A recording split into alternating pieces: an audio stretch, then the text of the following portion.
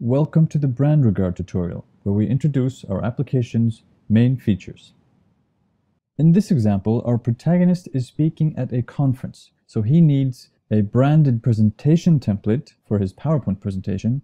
His company is sponsoring the conference, so he needs their logo, both for the web and a higher resolution version of it for the conference booklet, and he also needs his picture for the web and for the booklet. Every client has a unique URL where he can access BrandRegard, and he types in mycompany.brandregard.com, where he's sent to a secure login page where he supplies his details and logs in. We start with the presentation, so we click on the appropriate toolkit where we can find various assets that have been approved for presentation usage, amongst them the PowerPoint template, which we download. It is then easy to apply the downloaded template to the presentation, and voila, we're branded. The next thing we need to do is get the press photos and the assets for the web and print. Our first problem is we haven't uploaded any press photos yet, so as you can see, the toolkit is empty. Secondly, instead of going to the print toolkit and the web toolkit separately to download the assets, we want to make it easier in the future to do this kind of thing. So we're going to create a new toolkit. Let's go into the file manager where we can see the toolkits and click on Add Edit. A pop-up opens up where we can add a new toolkit. We'll call it Conference. Click on Create and you'll see the Conference toolkit get added up there and on here to the left as well.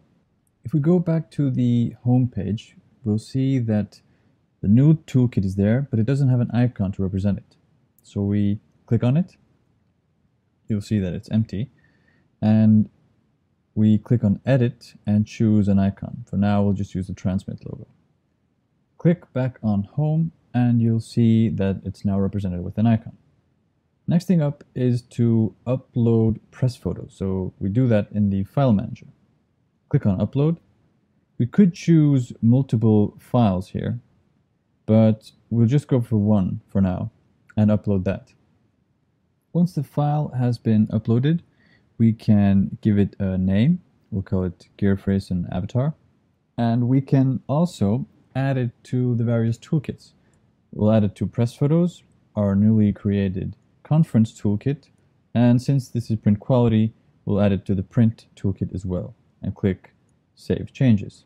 Another way of adding an asset to a toolkit is clicking on the green asset button that appears above it, finding the toolkit in the Asset Edit window, and clicking Save Changes. Yet another way is to use the filter in the File Manager. For example, if we click on the Web toolkit, we only see web assets. We select them, click on Edit, and with our multi-editing window, we add them to the Conference toolkit and click Save. Now that we've created our toolkit, we go back to the home page, click on the toolkit so that we can share it. You see all the files we've put in the toolkit, and from there we can download everything as a zip file or email. We click on email and a pop-up opens up where we put in the email for whoever's going to use the assets to do the design. People outside the organization shouldn't have access to our assets for an unlimited amount of time, so we give this one 1 week of access. Then we just click on email and we're done. Finally, if we want to give someone access to the whole system rather than just a particular toolkit, we click on Users and Access. From there, we can click on Add New User, type in the user's email, and we also decide on what kind of access the user has. So we can give him administrator, temporary access, but this one we're just going to give normal access. We then click on Invite, and the user gets an invite to the system. Once the user has accepted his invite and told us his name, he appears in the user and access list. This concludes our introduction to BrandRegard, and you can find this tutorial and any future tutorials at brandregard.com/tutorials. Thank you.